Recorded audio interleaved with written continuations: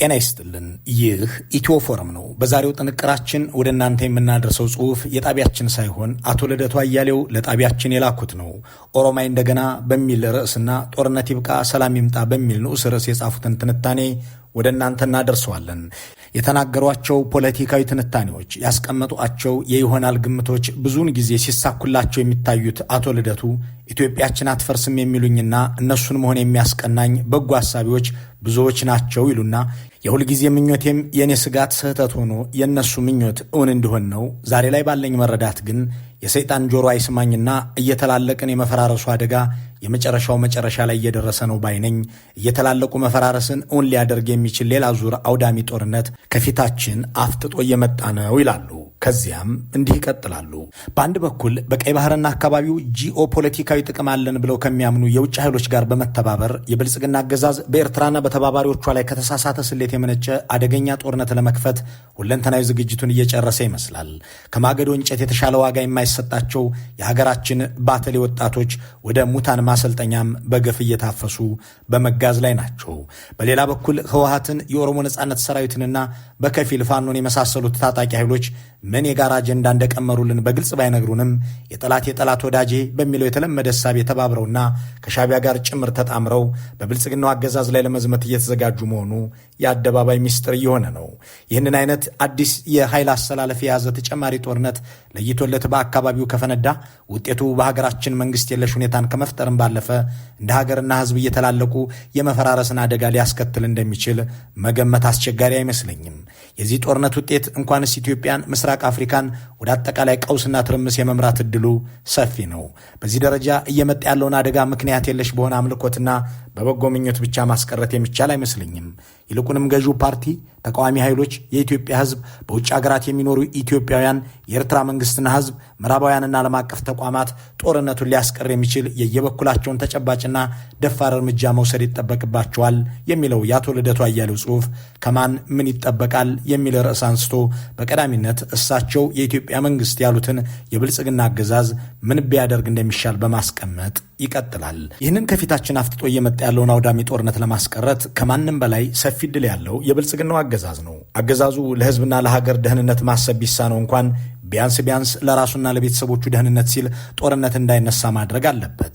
ጦርነቱን ከልብ ማስቀረት ከፈለገም በባህር በር ጥያቄ ሰበብ የኤርትራ ሉዓላዊነት ለመጣስና አሰብን ለመውረር ፋኖንና የኦሮሞ ነጻነት ሰራዊትን በጦርነት አሸንፎ ለማጥፋት ህወሓትንም እንደገና በአሸባሪነት ለመፈረጅና ከፖለቲካ ድርጅትነትም ለመፋቅ ሰላማዊ ፓርቲዎችን በአፈና በማዳከም የአገዛዝ ስልጣኑን ለዘመናት ለማጽናት የሚያደርገውን ሙከራ ሁሉ እርግፍ አድርጎ መተው አለበት። በምትኩም ከታጣቂ ኃይሎች ጋር ሐቀኛ የተኩስ ማቆም ስምምነት ለመፈራረምና ሁሉን አቀፍ የሆነ አዲስ የሽግግር ሂደት በሀገሪቱ ለመጀመር መወሰን አለበት። ላለፉት 7 ዓመታት ከበቂ በላይ እንደታዘብኑ ከዚህ ባነሰ ሌላ ጥገናዊ መፍትሄ ጦርነትን ማስቆምና የራስንም ሆነ የሀገርን ህልውና ከጥፋት መታደግ ከቶውንም አይቻልም። ትርፉ አጉል መላላጥ ብቻ ነው። አገዛዙ ይህንን መፍትሄ በበጎ ፈቃድ መቀበል እንደማይፈልግ አስቀድሞ የታወቀ ነው። አገዛዙ እስከ መጨረሻው ድረስ አጥፍቶ ሊጠፋ በትጋት እየሰራ ነው። በዚህ ምክንያት እየተላለቁ ከመፍረስ የመዳኑ መፍትሄ ከእንግዲህ በዋናነት የሚጠበቀው ከአገዛዙ ሳይሆን ከተቃዋሚው ጎራና ከህዝቡ መሆኑ የግድ ይሆናል። ተቃዋሚው ጎራ በውስጥ የስልጣን ሽኩቻ ከመራኮት ይልቅ ውስጣዊ አንድነቱን ጠብቆ በጠንካራ ድርጅት ከተመራ፣ በልዩነት አጀንዳ ላይ ከማተኮር ይልቅ ለጋራዊ ሀገራዊ ጉዳዮች የበለጠ ትኩረት ከሰጠና የጎንዮሽ የእርስ በርስ ቅራኔዎችን አርግቦ ዋና ትኩረቱን በስልጣን ላይ ባለው አገዛዝ ላይ ካደረገ፣ ሰላማዊ ትግል ከማንኛውም የትግል ስልት በላይ ሀያል አቅም መሆኑን አምኖ ከተቀበለ በስልጣን ላይ ያለውን አገዛዝ በቀላሉ ለእውነተኛ ድርድር ሊያንበረከከው ወይም በህዝብ ትግል ሊያሸንፈው ይችላል። ስለሆነም ተቃዋሚ ፓርቲዎች ጦርነት ይብቃ ሰላም ይምጣ የሚለውን ወቅታዊና አንገብጋቢ አጀንዳ በማንገብ መንግስት በህዝብ ትግል ተገዶ ሐቀኛና ዘላቂ የተኩስ ማቆም ስምምነት እንዲፈርም፣ ከዚያም ሁሉን አቀፍ አዲስ የሽግግር ሂደት እንዲጀመር የሚያስችል አገዛዝ አንቀጥቅጥ የሆነ ጠንካራና የተባበረ ትግል ማካሄድ አለባቸው። በእኔ እይታ የሚሰራውን በአግባቡ በማወቅና የበቃና የሚጠበቅበትን መስዋዕትነትን በጽናት ለመክፈል የተዘጋጀ ተቃዋሚ ኃይል በሀገሪቱ ቢኖር ኖሮ የወቅቱን አገዛዝ ለማሸነፍ በተጋነነ ግምት ከ3 ወራት የበለጠ ጊዜ ባልጠየቀን ነበር። የሚያሳዝነው ተቃዋሚዎች ሁለንተናዊ ብቃት ለመፍጠር ይቅርና ተከባብሮ ለመነጋገርና ለመግባባት እንኳንስ 3 ወራት ሌላ 3 አስርት ዓመታትም የሚበቃን አንመስልም። የእኛ መረን ያጣ ድክመት እስካልተፈታ ድረስም የቱንም ያህል ደካማና በሕዝብ የተጠላ ቢሆንም ተላልቀን እስከምንፈርስ ድረስ አገዛዙ በስልጣን ላይ መቆየቱ አይቀርም። እንዳለመታደል ሆነና ሀገሪቱ የምትፈልገውን መፍትሄ ለማምጣት ገዢው ፓርቲ ፍላጎቱ፣ ተቃዋሚው ጎራ ደግሞ ብቃቱ የለውም። እነዚህ ሁለት ኃይሎች እየተላለቁ ከመፍረስ ሊታደጉን ካልቻሉ ዋናው መፍትሄ የሚጠበቀው ደግሞ ከዋናው የሀገሩ ባለቤት ከኢትዮጵያ ሕዝብ መሆኑ የግድ ይሆናል። እየተላለቁ የመፈራረሱ አደጋ አፍጥጦ ሲመጣ ተጎጂ የሚሆነው ሁሉም ሕዝብ ወይም እያንዳንዱ ዜጋ ስለሆነ ሕዝቡ ከመንግስት ወይም ከተቃዋሚዎች መፍትሄ ይመጣል ብሎ በዝምታ መጠበቅ የለበትም። ከነሱ የሚጠበቀው መፍትሄ እስከ ወዲያኛው ላይ መጣ ስለሚችል እጁን አጣጥፎ መጠበቅ፣ ራሱን ለህልውና አደጋ ማጋለጥ የለበትም። አንድ ሕዝብ ጥቅሙን የሚያውቅና የበቃ የለውጥ ኃይል ነው ሊባል የሚችለው እንዲህ አይነት ህልውናውን የሚፈታተን አደጋ ሲገጥመው ራሱን ለማዳን በሚወስደው ወሳኝ የለውጥ እርምጃ ነው። ህዝቡ ከሌሎች የሚመጣን መፍትሄ በከንቱ ከመጠበቅ ይልቅ በራሱ ተነሳሽነት የተለያዩ ህዝባዊ አደረጃጀቶችን በመጠቀም እርስ በርሱ በመነጋገርና በየአካባቢው በመሰባሰብ የራሱን አካባቢዊ መሪዎች በመምረጥ ወይም በመከተል የራሱን ጠንካራና በህዝባዊ እምቢተኝነት የታገዘ አገዛዝ አንቀጥቅጥ ትግል በሀገሪቱ ዋና ዋና ከተሞች ማካሄድ አለበት። ቢያንስ የሀገሪቱ ምሁራን፣ ወጣቶችና የከተማ ነዋሪዎች የታጣቂዎችን ነፃ አውጭነት ቁጭ ብሎ ከመጠበቅ ጦርነት ይብቃ፣ ሰላም ይምጣ በሚለው ወቅታዊ አጀንዳ ዙሪያ በመሰባሰብ ተጨባጭ ለውጥ የሚያመጣ ጠንካራ ትግል ሊያካሂዱ ይገባል። የተቃዋሚ ፓርቲዎች ደካማ መሆንም ሆነ የፒያሳና የካዛንቺስ ሰፈሮች መፍረስ ህዝባዊ ትግል ላለማድረግ ምክንያት ሊሆኑ አይችሉም። ለመረጃ ቴክኖሎጂ ምስጋና ይግባውና 20 ሚሊዮን የኢትዮጵያ የከተማ ነዋሪዎችን እንደ አንድ ሰፈር የዕድር አባላት በአንድ ጥሩምባ መጥራትና ማንቀሳቀስ የሚቻልበት ዕድል ተፈጥሯል። በአንድ ሀገር መሰረታዊ ለውጥ እንዲመጣ መንግስት፣ ተቃዋሚ ኃይሎችና ህዝቡ በቅደም ተከተል ወሳኝ ድርሻ አላቸው። አንድ ሀገር ከህልውና ጥፋት ሊድን የሚችለው ከነዚህ ተዋናኞች ውስጥ ሲቻል 3ቱ፣ ካልተቻለ 2ቱ፣ ያም ካልተቻለ ቢያንስ አንዱ ኃላፊነቱን ለመወጣት ብቁ ሆኖ ሲገኝ ነው። አለመታደል ሆነና በወቅቱ የሀገራችን ተጨባጭ ሁኔታ 3ቱም አካላት አደጋን የማስቀረትም ሆነ ለውጥን የማምጣት ብቃት ላይ አይደሉም። መንግስትና ተቃዋሚዎች ብቻ ሳይሆኑ ህዝቡ ከማንምና ከመቼውም ጊዜ በላይ ለራሱ ህልውና መታገል የተሳነው ፈሪና ድንዙዝ መናጆ ሆኗል። መንግስትና ተቃዋሚዎች በዚህ መጠን ደካማና ኃላፊነት የማይሰማቸው የሆኑትም በሌላ ምክንያት ሳይሆን የህዝቡ ድክመት ነጸብራቅ በመሆናቸው ነው። ህዝብ የሚገባውን ስርዓት ያገኛል የሚባለውም በዚሁ ተገቢ ምክንያት ነው። እንዲህ ከ3 አንድ አጣ ሀገርና ህዝብ በመሆናችን ምክንያት ነው ከመዳን ይልቅ እየተላለቁ የመፈራረስ ዕድላችን የበለጠ አይቀሬ እየሆነ የመጣው። የአቶ ልደቱ ጽሑፍ ይቀጥልና በውጭ ሀገራት ከሚኖረው ኢትዮጵያዊስ ምን ይጠበቅ የሚለው እንደሚከተለው ያብራራል። በአሁኑ የኢንፎርሜሽን ዘመን በውጭ ሀገራት ኗሪ የሆነው ኢትዮጵያዊ ለሀገር ውስጡ ትግል መጠናከር ከፍተኛ ሚና የመጫወት ዕድል አለው። በፋይናንስ እርዳታ፣ በመረጃ ፍሰትና ዲፕሎማሲያዊ ጫና በመፍጠር ረገድ ከፍተኛ ሚና ሊጫወት ይችላል። ይሁንና ዲያስፖራው በእነዚህ የበለጠ ውጤታማ ሊሆንባቸው የሚችሉ እገዛዎች ዙሪያ ትርጉም ያለውና ጠንካራ ስራ ከመስራት ይልቅ የሀገር ውስጡን ትግል በበላይነት መምራት እያማረው የሚኖረውን የትግል ሚና በብዙ እጅ አሉታዊና ትግሉንም የበለጠ የሚያዳክም አድርጎታል። ዲያስፖራው የሀገር ውስጡን ትግል ወደ መሰባሰብ ከመግፋት ይልቅ በአክራሪ የብሔርተኝነትና የአውራጃዊነት ስሜት የበለጠ በመከፋፈል ሰላማዊ ትግሉን ከማበረታት ይልቅ የጽንፈኝነትና የጦረኝነት ፖለቲካን የበለጠ በማጠናከር የዘመኑ ማህበራዊ ሚዲያ የፈጠረውን ዕድል በአግባቡ በመጠቀም የሰለጠነ ሐሳብ ፖለቲካን ከማራመድ ይልቅ አሉባልታና የጥላቻ ንግግርን በማስፋፋት በእነዚህና እነዚህን በመሰሉ ሌሎች አሉታዊ ድርጊቶቹ የወቅቱ ትግሉ በዲፕሎማሲ ዓለም የሚደገፍና የሚከበር ሳይሆን የተናቀና በስጋት የሚታይ እንደሆነ አድርጎታል። ይህንን እውነታ በመገንዘብ ዲያስፖራው በሀገር ውስጡ ትግል በአግባቡ በላይ ጣልቃ እየገባ የከፋፋይና ችግር ፈጣሪ ከመሆን ይልቅ በሰላምና በሰብአዊ መብት ጉዳዮች ዙሪያ የበለጠ ትኩረት ሰጥቶ ቢሰራ በአገዛዙ ላይ ትርጉም ያለው ጫና ሊፈጥር ይችላል። በተለይም በአሁኑ ወቅት የጦርነቱ ደጋፊ ሆኖ ከመቆም ይልቅ ጦርነት ይብቃ፣ ሰላም ይምጣ የሚለው ወቅታዊ አጀንዳ ዋና ባለቤት በመሆን ጠንካራና ትርጉም ያለው የዲፕሎማሲ ትግል ቢያደርግ በአገዛዙ ላይ ጠንካራ ጫና በመፍጠርና እየተላለቁ የመፈራረሱን አደጋ በማስቀረት ረገድ ትልቅ ሚና ሊጫወት ይችላል። በአሁኑ ዘመን የጦረኛነትና የብሔርተኝነት አጀንዳ ተሸካሚ ሆኖ ከምዕራቡ ዓለም አክብሮትና ድጋፍን ማግኘት የሚቻል አይደለም። ይህንን መገንዘብ ተስኖት ዲያስፖራው አሁን በያዘው መንገድ መቀጠልን የሚመርጥ ከሆነ ግን በትግል ውስጥ ከመኖሩ ይልቅ አለመኖሩ ይመረጣል ባይ ነኝ። ከዚህ በላይ ለማየት እንደተሞከረው በትግል ውስጥ አይነተኛ ተዋናይ የሆኑት ሁሉም ኃይሎች ከጥንካሬያቸው በላይ ድክመታቸው የበዛ የለውጥ ኃይል ከመባል ይልቅ የለውጥ እንቅፋት መባል የበለጠ እንደሚገልጻቸው ነው። ሀገራዊ ትስስርን የሚበጣጥስና ህዝብን እርስ በርስ የሚያጫርስ ተግባር እየፈጸምን እናየዋል። በተቃራኒው ኢትዮጵያችን አትፈርስም እያልን ለመከራከር መሞከር አጉል ግብዝነት ይሆናል። እኛ ፍራሽ ስራ እየሰራን በተቃራኒው ሀገሪቱ ሳትፈርስ ከቀረችም ይህ ሊሆን የሚችለው በእኛ ብርታትና ጥረት ሳይሆን ተገቢ ፍቺ ልንሰጥበት በማንችል የራሷ እንቆቅልሽ ይሆናል ካሉ በኋላ የኤርትራ ህዝብና መንግስት ምን ያድርግ የሚለውን በሚያትቱበት ክፍል ደግሞ እንዲህ ይቀጥላሉ። ኢትዮጵያና ኤርትራ የእስካሁን መዋጋታችን ያስከተለው እልቂትና ውድመት አልበቃን ብሎ ዛሬም ለሌላ ዙር የበለጠ አውዳሚ የሚሆን ጦርነት እየተዘጋጀ እንገኛለን። ከመከራ መማር የምንችል አይደለንምና ተጠፋፍተን ካላለቅን በስተቀር መቼም ቢሆን እርስ በርስ መዋጋት የሚበቃን አይመስለኝም። ከወቅቱ የጦርነቱ ጥረት ጋር በተያያዘ የኤርትራ መንግስት እንደ ልማዱ በኢትዮጵያ የውስጥ ጉዳይ ጣልቃ እየገባ ልበጥበጥ ካላለ በስተቀር ራሱን ከጥቃት የመከላከል መብት ያለው መሆኑን ጥያቄ ውስጥ የሚገባ አይደለም። ነገር ግን ገና ጥቃት ሊሰነዘርብኝ ይችላል ከሚል ስጋት ወይም እንደለመደው ሀገሪቱን ለማዳከም የሚያስችለኝ የተሻለ እድል ዛሬ ነው በሚል የተሳሳተ እሳቤ ኢትዮጵያን ቀድሞ ወደ መውጋት አጉል መቀናጣት በፍጹም መግባት የለበትም። ከእንግዲህ ሊነሳ የሚችለው ጦርነት በኢትዮጵያ ብቻ ተወስኖ የማይቆም የራሷን የኤርትራን ሕልውናም ጭምር አደጋ ላይ የሚጥል ሊሆን ስለሚችል ስለሚያስከትለው ጣጣ 2 እና 3 ጊዜ ቆም ብሎ ማሰብን ይጠይቃል። ስለዚህ የኤርትራ መንግስት ለማንም ብሎ ሳይሆን ለራሱ ሕልውና መቀጠል ሲል በቀጥታም ሆነ በተዘዋዋሪ የተንኳሽነት ሚና ውስጥ ባለመግባት ሊፈነዳ የተቃረበውን አደገኛ ጦርነት ለማስቀረት የራሱን ሚና ሊጫወት ይገባል። ከሁሉም በላይ መከረኛው የኤርትራ ሕዝብ ጦርነት ይብቃ፣ ሰላም ይምጣ የሚለውን ወቅታዊና አንገብጋቢ አጀንዳ በአደባባይ ደግፎ ለመቆም ለመጀመሪያ ጊዜ ሊደፍር ይገባል። ይህ የመሆን ዕድሉ እጅግ ጠባብ እንደሆነ ይገባኛል። ግን የኤርትራ ሕዝብ በአደባባይ ጦርነት በቃን ብሎ መታገል የሚጀምረው በኤርትራ ምድር ስንት ሰው በሕይወት ሲቀር ነው?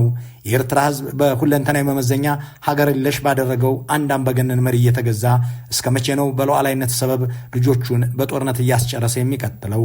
በኔ እይታ ኤርትራውያን ትርጉም አልባ ከሆነ የሉዓላዊነት ማስከበር እግረ ሙቅ ተላቃችሁ የአቶ ኢሳያስ አፈወርቂን የዕድሜ ዘመን የሚሻገር ሀገርና ሕልውና እንዲኖራችሁ በሚያስችል አግባብ ማሰብና መታገል ያለባችሁ ይመስለኛል። በተለይም በውጭ ሀገራት የምትኖሩ ኤርትራውያን ከእርስ በርስ ብሽሽቅና ፉክክር ወጥታችሁ ለሕዝባችሁ የሚመጥን የበሰለ ትግል በኃላፊነት ስሜት ልታካሂዱ ይገባል። ራሳችሁንና ልጆቻችሁን በተሻለ ኑሮ እያኖራችሁ የአቶ ኢሳያስ የፍጹማዊ አገዛዝና የጦርነት ደጋፊ ሆናችሁ መኖር ከሞራልም ሆነ ከፖለቲካዊ አመክንዮ አኳያ ስህተት ብቻ ሳይሆን ትልቅ ነውርም ነው። የእናንተ ልጆች የውጭ ሀገር ሕይወትና ኑሮ ለኤርትራ ሕፃናትና ወጣቶችም እንደሚያስፈልጋችሁ አትዘንጉ። በውጭ ሀገር ሆናችሁ የአቶ ኢሳያስንና ጦርነታቸውን ስትደግፉ እናንተ ጥላችሁት በመጣችሁት በኤርትራ ውስጥ በሚኖሩ ሕፃናትና ወጣቶች ሕይወት ላይ እየፈረዳችሁ መሆኑን ተገንዘቡ።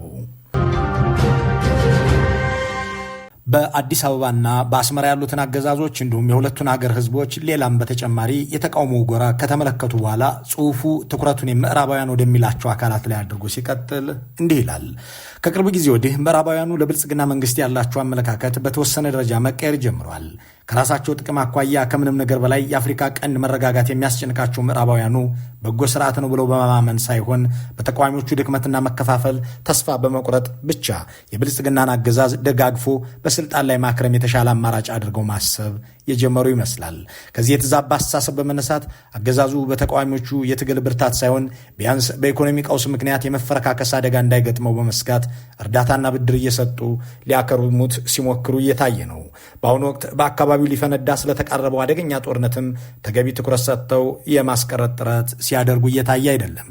ምዕራባውያን ከራሳቸው ስትራቴጂክ ጥቅም አኳያ ለጊዜው እየወሰዱት ያለው አቋም ስህተት ነው ባይባልም ከዘላቂ መፍትሄ አንጻር ግን የወቅቱን አገዛዝ በማገዝና በስልጣን ላይ በማቆየት እንዳይመጣ ብለው የሚሰጉትን አደጋ በዘላቂነት ሊያስቀሩት አይችሉም።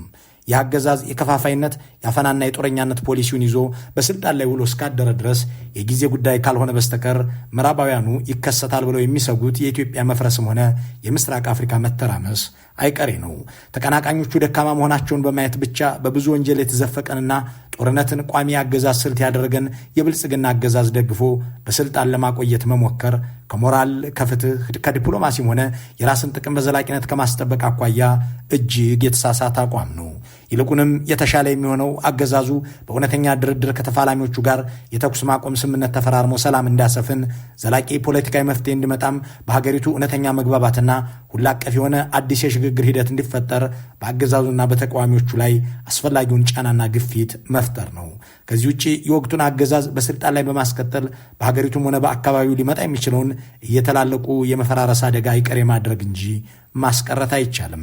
ምዕራባውያኑ በአካባቢያችን ስላለው ነባራዊ ሁኔታ የቀረበ ግምገማ ያላቸው አይመስልም። በአሁኑ ወቅት በአካባቢው እየመጣ ያለው አዲስ የኃይል አስተላለፍ ለውጥ እያሳየን ያለውም ከእነሱ ግምት ውጭ እየተላለቁ የመፈራረሱ አደጋ የበለጠ አፍጥጦ እየመጣ መሆኑን ነው። ይህ አደጋ እንዳይመለስ ሆኖ ከመፈንዳቱ በፊት ምዕራባውያን ለችግሩ በሚመጥን መጠንና ፍጥነት ጦርነትን ለማስቆም መረባረብ አለባቸው። አሁን ላይ በሱዳን በሶማሊያና በደቡብ ሱዳን ባለው ችግር ላይ የኢትዮጵያና የኤርትራ ሌላ ጦርነት ከፈነዳ አካባቢው ከቁጥጥር ውጭ መውጣቱ የማይቀር ነው። ዲያስፖራው በዲፕሎማሲው ትግል የወደቀውን ፈተና በውል ተገንዝቦ በፍጥነት የተሻለ ግፊት መፍጠር ካልቻለ በዲፕሎማሲው ረገድም እየተገዳደሉ የመፈራረሱን አደጋ ለማስቀረት የሚረዳ ድጋፍ ማግኘት የሚቻል አይሆንም። ነገረ ትግራይ በሚለው ንዑስ ርዕስ ስር ያሰፈሩት ትንታኔ ደግሞ እንደሚከተለው ያለ ነው። በኢትዮጵያ ፖለቲካ ነገሮችን ከግል ስሜትና ድሎ ነፃ ሆነው በምክንያት ለማየት የሚሞክሩ ፖለቲከኞች ቁጥር እጅግ አናሳ ነው። ጉዳዩ ከትግራይ ጋር የተያያዘ ሲሆን ደግሞ የእነዚህ የጥቂቶቹ ሚዛናዊነትም ብዙውን ጊዜ ፈተና ላይ ሲወድቅ እታዘባለሁ። ይህ የሚሆንበት ምክንያትን የምረዳው ቢሆንም እዚህ ላይ በግልጽ ባልናገረው መርጣለሁ። ትግራይንም ሆነ ህወሓትን በተመለከተ ያለን ከሚዛን የወደቀ አተያይ ግን በትናንቱ በዛሬውም ሆነ በነገው የሀገራችን ፖለቲካ አንድ የዋና ችግር አንጓ እንደሆነ በእርግጠኝነት ስለምገነዘብ በእኔ በኩል ትኩረት ከምሰጣቸው አሳሳቢ ጉዳዮች ውስጥ አንዱ ነው። ዛሬ ኢትዮጵያ ካሏት 11 ክልሎች ውስጥ ለብልጽግና አገዛዝ ያልተንበረከከና ራሱን በራሱ ለማስተዳደር የሚሞክር ብቸኛ ክልላዊ መንግስት ያለው በትግራይ ነው። አገዛዙ ቀደም ሲል የ2 ዓመቱን ጦርነት ለማካሄድ ወስነው ከፕሪቶሪያ ስምምነት በኋላም እስካሁን ድረስ በተለያየ መንገድ እየሞከረ ያለው እንደ ሌሎቹ ክልሎች ትግራይንም በሙሉ ቁጥጥሩ ስር ለመዋል ነበር። አገዛዙ ትግራይን በጫማው ስር ሳያንበረክክ እንቅልፍ ተኝቶ ለማደር የቻለ አይመስልም።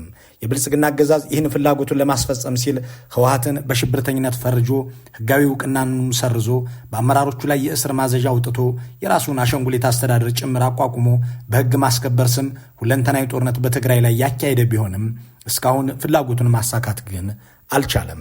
አገዛዙ በዚያ የ2 ዓመት ህዝብ ጨራሽ ጦርነት 1 ሚሊዮን በሚገመት ህዝብ ላይ ዘግናኝ እልቂት ከፈጸመ በኋላም ፕሪቶሪያ ላይ በተካሄደ ስምምነት ከህወሓት ጋር እንደገና ለመታረቅ የሽብርተኝነት ፍረጃውን ለማንሳት አሻንጉሊቱን መስተዳድር ለማፍረስና ህወሓትን በፓርቲነት እንደገና ለማወቅ የተገደደ እንጂ እንደ ፍላጎቱ ህወሓትን ከምድረ ገጽ አጥፍቶ ትግራይን በቁጥጥር ስር ለመዋል አልቻለም። ከዚህ ተጨባጭ ኪሳራ ቅንጣት ትምህርት መውሰድ ያልቻለው አገዛዝ እንደገና ሌላ መቋጫ የሌለው ጦርነት በአማራ ህዝብ ላይ ከፈተ። ይህም አልበቃው ብሎ ዛሬም ተመሳሳይ ነገር ግን ውጤቱ የበለጠ አስቀያሚ የሚሆን ስህተት ለመስራት እየተዘጋጀ ይገኛል። አሁንም እንደገና የህወሓትን እውቅና ለመሰረዝና የፕሪቶሪያው ሰላም ስምምነት ማክተሙን በአደባባይ በማወጅ ወደ አዲስ የጦርነት ትርምስ ሊያስገባን እየተንደረደረ ነው። ከ2 ዓመት በፊት ተሞክሮ ያልተሳካው የጦርነት አማራጭ ዛሬ የብልጽግናው አገዛዝ ከብዙ አጋሮቹ ተነጥሎ በኦሮሞ ነጻነት ሰራዊትና በፋኖ የተራዘመ ጦርነት ክንዱ የበለጠ ዝሎ ኢኮኖሚውም አቅሙ ተዳክሞ በሚገኝበት ሁኔታ የተለየና የተሻለ ውጤት ሊያመጣ ይችላል የሚል እምነት በበኩል የለኝም። የዛሬው ህወሓትን የማጥፋት እርምጃ ከትናንቱ የተለየ የሚያደርገው ድርጊቱ እየተፈጸመ ያለው በአገዛዙ ብቻ ሳይሆን በአንዳንድ የትግራይ ልሂቃን ትብብር ጭምር መሆኑ ነው። ከብልጽግና ሴራ በጸዳ አግባብ የትግራይ ህዝብ ዘላቂ ሰላም እንዲያገኝ ከመጣር ይልቅ የትግራይን ህዝብ ወክሎ የፕሪቶሪያውን ስምምነት የፈረመውን ህወሓትን በዚህ መጠን ለማዳከምና ለማጥፋት መረባረብ በትግራይ የቆመውን ውጊያ እንደገና ከማስቀጠል ባለፈ ሌላ ፋይዳና ውጤት ሊያመጣ አይችልም። ህወሓት በውስጡ በተፈጠሩ ቅራኔዎች ምናልባትም በታሪኩ ገጥሞት በማያውቅ መጠን አሁን ላይ የበለጠ የተዳከመ መሆኑ አከራካሪ አይመስለኝም። ይሁንና ከፕሪቶሪያ ስምምነት በኋላ በሀገሪቱ የመጣው የኃይል አሰላለፍ ለውጥ በህወሓት መከፋፈልና መዳከም ብቻ የሚገለጽ አይደለም። ህወሓት ካለፈው ጦርነት በብዙ ርቀት ብዙ ተዋጊ ኃይል በያዘበት፣ አንዳንድ የቀድሞ ጠላቶቹን ጭምር አጋር ማድረግ በቻለበት፣ ከሙሉ ከበባ ወጥቶ መግቢያ መውጫ ባገኘበት በአሁኑ ወቅት ህወሓትን እንደገና በጦርነት ለማጥፋት የሚደረግ ሙከራ የትም መድረስ የሚችል አይመስለኝም። የትግራይ ልሂቃን ከቀድሞ በተሻለ ዛሬ ላይ ህወሓትን መተቸት፣ መቃወምና መታገል መጀመራቸው በወቅታዊነቱ ላይ ጥያቄ ቢኖረኝም ምክንያታዊና የሚገባ ነው ብዬ አምናለሁ። ምክንያቱም የዛሬው ህወሓት በመጥፎ የታሪክ አጋጣሚ የ50 ዓመቱን የህወሓት ጥፋቶችና ድክመቶች ሁሉ ሰብስቦ ለመሸከም የተገደደ ዕድለቢስ አመራር ጭምር በመሆኑ በብዙ መዋቅራዊ ችግሮችና ድክመቶች የታጨቀ ድርጅት ሆኗል። ነገር ግን ይህንን በበርካታ ውስጣዊና ውጫዊ ችግሮች የተተበተበን ዛሬም ቀላል የማይባል ማህበራዊ መሰረት ትግራይ ውስጥ ያለውን ድርጅት ታግሎ መለወጥ የሚቻለው መቼ፣ እንዴትና እስከምን ድረስ ነው የሚለውን ጥያቄ ከትግራይ ነባራዊ ሁኔታና ከአጠቃላይ የሀገሪቱ ወቅታዊ የፖለቲካ ኃይል አስተላለፍ ጋር አስተሳስሮ በስክነት ማየት ተገቢ ይሆናል። በእኔ እይታ ህወሓትን ታግሎ ለማጠናከር፣ ለመለወጥ ወይም ለማጥፋት ሲፈለግ የሚከተሉትን ቁም ነገሮች ታሳቢ ማድረግ ጠቃሚ ይሆናል ብዬ አምናለሁ። የመጀመሪያው የፕሪቶሪያው ስምምነት ውጊያውን እንጂ ጦርነቱን በዘላቂነት ያላስቆመ መሆኑንና ህወሓትም ሆነ ትግራይ ገና በጦርነት ስለንቦና ውስጥ ያሉ መሆናቸውን፣ በመቀጠልም የህወሓት ህልውና መሰረዝ ወይም መጥፋት የፕሪቶሪያው ስምምነት ማክተምን በይፋ የሚያረጋግጥና ለጊዜው ቆሞ የነበረውን ውጊያ እንደገና የማስቀጠል ውጤት የሚኖረው መሆኑን፣ ሶስተኛም በህወሓትና በአብዛኛው የትግራይ ህዝብ መካከል ያለው የ50 ዓመታት ግንኙነት ከፖለቲካ በላይ የሆነ ስነልቦናዊና ስሜታዊ ቁርኝት ያለው በመሆኑ በቀላሉና በአጭር ጊዜ ሊለያይ እንደማይችል፣ አራተኛ ሀገሪቱ ሁሉንም ረግጦ የመግዛት ፍላጎት ባለው የህወሓትን መጥፋት ቀዳሚ አጀንዳ ባደረገ አምባገነናዊና ጦረኛ አገዛዝ ስር ባለችበት በአሁኑ ወቅት ህወሓት በተለየ ሁኔታ ሰላማዊና ዲሞክራሲያዊ ድርጅት ሆኖ ሊገኝ እንደማይችል፣ በትግራይ የተካሄደው ህዝብ ጨራሽ ጦርነት በዘላቂነት ባልተቋጨበት፣ ጦርነቱን ያካሄደው አገዛዝም አሁንም በስልጣን ላይ በሚገኝበት፣ የጦርነቱ እንደገና የመቀጠል ዕድል ሰፊ በሆነበት ሁኔታ የትግራይም ሆነ የህወሓት ቀዳሚ አጀንዳ ከማናችንም ፍላጎት በተለየ የማዕከላዊነትና የመዋጋት ብቃት መኖር እንጂ የዲሞክራሲና የልማት መኖር ሊሆን እንደማይችል፣ ስድስተኛም ህወሓት በአሁኑ ወቅት እየደረሰበት ያለውን ውስጣዊና ውጫዊ ጫናና ተጽዕኖ መቋቋም ተስኖት ቢፈርስና ቢጠፋ ትግራይን በብልጽግና ቁጥጥር ስር ከመውደቅም ሆነ ለሌላ የህልውና አደጋ ከመጋለጥ ሊታደግ የሚችል አዲስ የፖለቲካ ኃይል በቀላሉ ተጠናክሮ ሊወጣ የማይችል መሆኑን፣ ሰባተኛ ከዚህ በላይ የተጠቀሱት ነባራዊ ሁኔታዎች ባልተለወጡበት ሁኔታ አሁን ላይ ህወሓትን ማዳከምም ሆነ ማጥፋት የትግራይን ህዝብ ህልውና የበለጠ ለአደጋ የሚያጋልጥና በቀጥታም ሆነ በተዘዋዋሪ የአገዛዙን የስልጣን የበላይነት የበለጠ የማጽናት ውጤት የሚያስከትል መሆኑን በውል መገንዘብ ያስፈልጋል። በአጠቃላይ የትግራይ ህዝብ አስተማማኝ የህልውና ዋስትና ባላገኘበትና ሌላ ዙር ጦርነት በአካባቢው እያንዣበበ በሚገኝበት በአሁኑ ወቅት ህወሓትን ከትግራይ ለመንቀል መሞከር ወንዝ እየተሻገሩ የጋለቡትን ፈረስ ለመቀየር እንደመሞከር የሚቆጠር አደገኛ መቀናጣት ነው። ከምንም ነገር በላይ ለትግራይ ህዝብ ዛሬ ላይ የሚያስፈልገው ውስጣዊ ልዩነትና ቅራኔን ሁሉ ለጊዜው ወደ ጎን አስቀምጦ የህልውናን ጉዳይ ቀዳሚና ዋና አጀንዳ አድርጎ ተባብሮ መቆም ነው። ይህ እንደተጠበቀ ሆኖ ህወሓት በከፍተኛ የህልውና ፈተና ውስጥ እያለ ለአካታችነትና ለህዝብ አንድነት መስራት፣ የትግራይን ህዝብ አማራጭ የፖለቲካ ለማግኘት መብት ከልብ ማክበር፣ በትግራይ የተፈጠረውን የወቅቱን መከፋፈል ለመፍታት የሚያስችል ሐቀኛ እርቅ ለማስፈን መጣር፣ እስካሁን ይዞት የመጣው የፖለቲካ መስመር ለትግራይም ሆነ ለኢትዮጵያ በብዙ እጅ ያልጠቀመ መሆኑ በመገንዘብ ራሱን በሐቅ መገምገምና ለአዲሱ ትውልድ የሚመጥን አዲስ የፖለቲካ አቅጣጫ መያዝ፣ የጠላት ወዳጄ በሚል የተሳሳተ እሳቤ የኢትዮጵያ ታሪካዊ ጠላቶች ተባባሪ ከመሆን መቆጠብና የሰላምን አጀንዳ ከፕሮፓጋንዳ ጥቅም ባለፈ ልባዊ ስትራቴጂክ ዓላማና ግብ አድርጎ መስራት፣ ከሁሉም በላይ አሁን ላይ ሊፈነዳ የተቃረበውን ሌላ አውዳሚ ጦርነት ለማስቀረት አቅምና ሁኔታ በፈቀደለት መጠን ከልብ መታገል ይኖርበታል። ከዚህ ውጭ በአንድ ደካማ ፓርቲ ላይ ያለ ጊዜውና ያለ ተገቢ መጠን የሚደረግ ጫና የባሰ ቀውስና ድክመትን እንጂ አዎንታዊ ለውጥና ሰላም ሊያመጣ አይችልም። በተለይም አዲስ የሽምቅ ተዋጊ ፈጥሮ የትግራይን ችግር ለመፍታት መሞከር የስህተቶች ሁሉ ስህተት ይሆናል።